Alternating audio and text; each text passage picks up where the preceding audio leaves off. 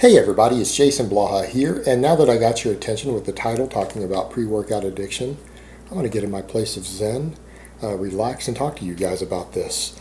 And really kind of a sad topic when you think about it in today's fitness world. But yeah, I had a subscriber send a message on Instagram, which by the way guys, don't get in the habit of doing that. I don't actually read that often. I just got lucky and I caught this one. But yeah, subscriber has had a problem with being addicted to pre-workouts. He realized that he was worried about that, and he came off of them, went cold turkey, started getting anxiety, headaches, everything else. His doctors prescribed him Xanax so that he could even function without them.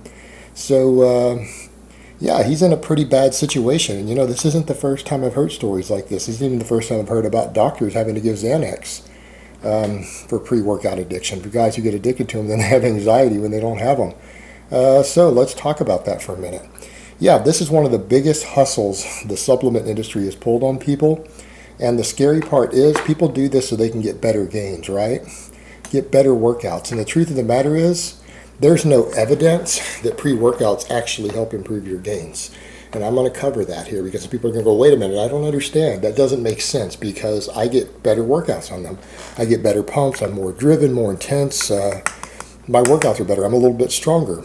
Like, yeah, you're taking a stimulant. Of course, you're going to be a little stronger. You're going to be a little more aggressive. That's what these things do.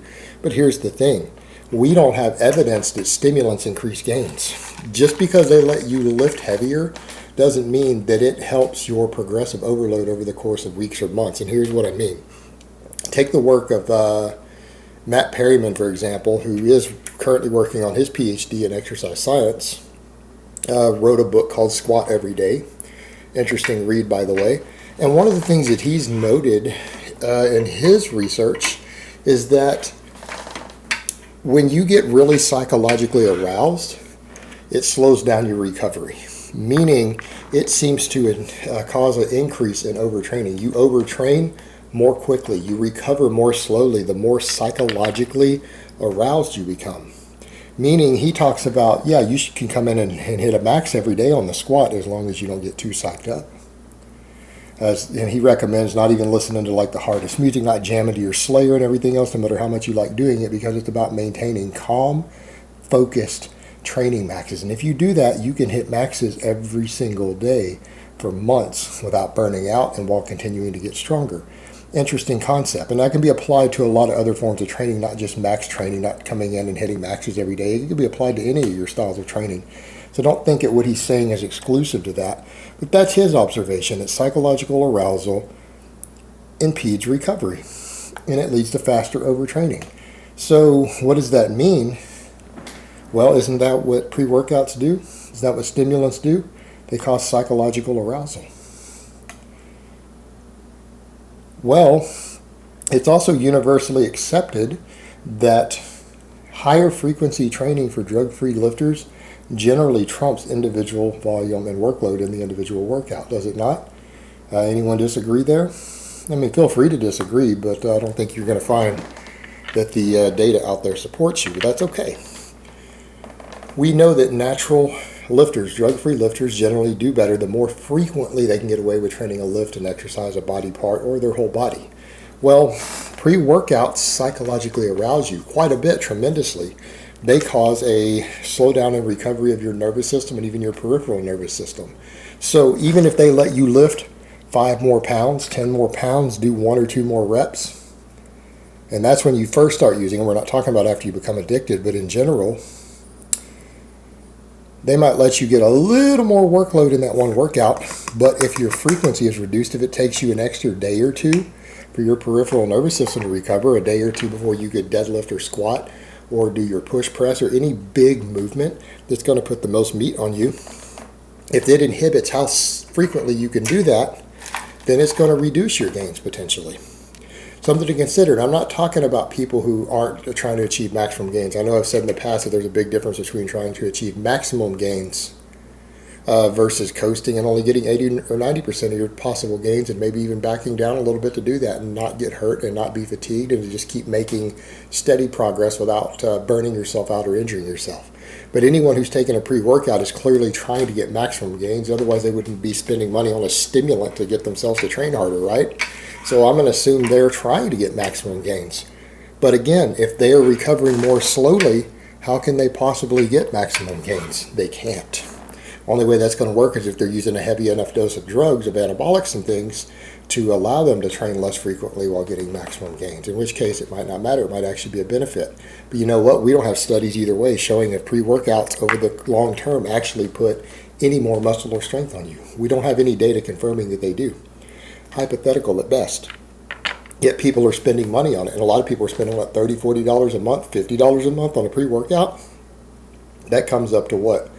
$400, $500, $600 a year that you're paying for this, that you could have spent on other things that you could have had in your pocket. A lot of young guys on budgets, a lot of young guys in college, they're spending that, on these substances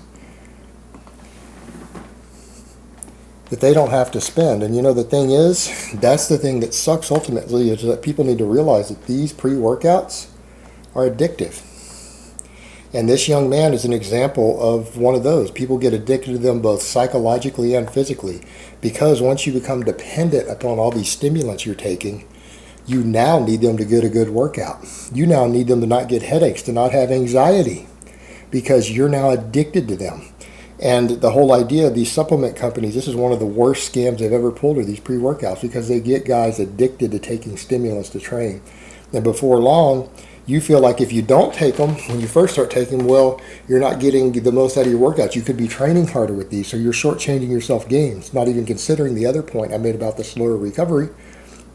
But, oh my God, you're missing out on gains and everyone else is doing them.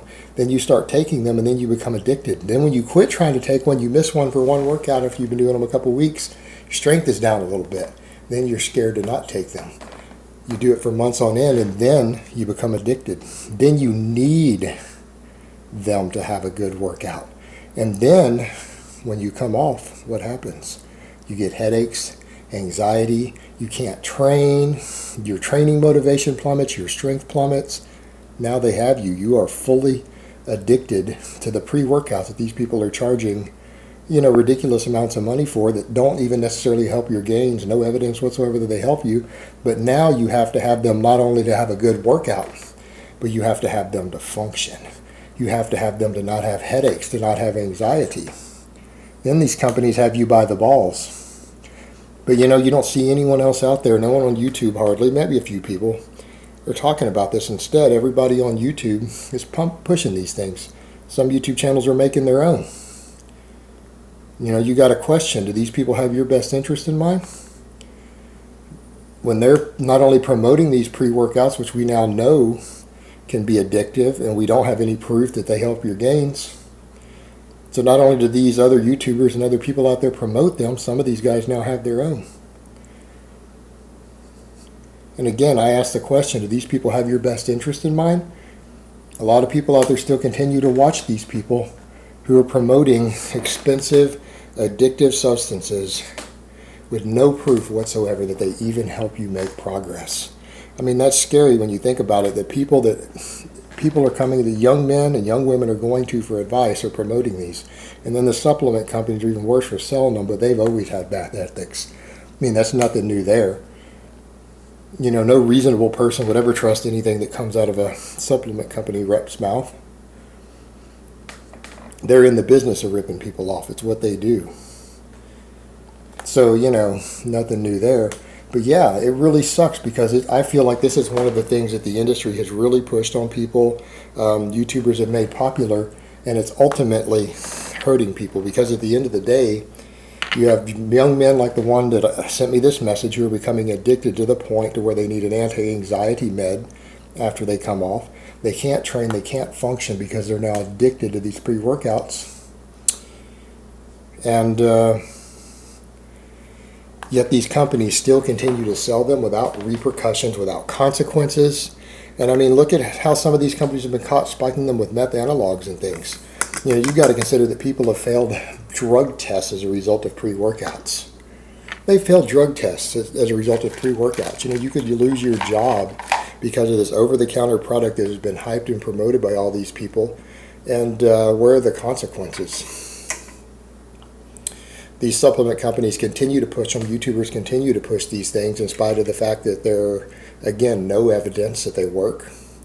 They're physically and psychologically addictive, expensive, and in some cases they're causing people to fail drug tests because they get spiked with illegal products. Yeah, this is a real problem in the industry. So when people say, Jason, what's the problem with pre-workouts? Why do you have an issue with them? Why do you think I have an issue with them? Look at what's happening. Look at what's being done here. I mean, look at the harm that they're causing without one shred of evidence that they actually benefit anyone in any way. And yet you see YouTube channel after YouTube channel after YouTube channel promoting them, selling them. And people wonder why I get fed up with this industry. Actually, when I say things like this, people also wonder why I have so many enemies in this industry. Well, think about it. How many people are making their money off this stuff?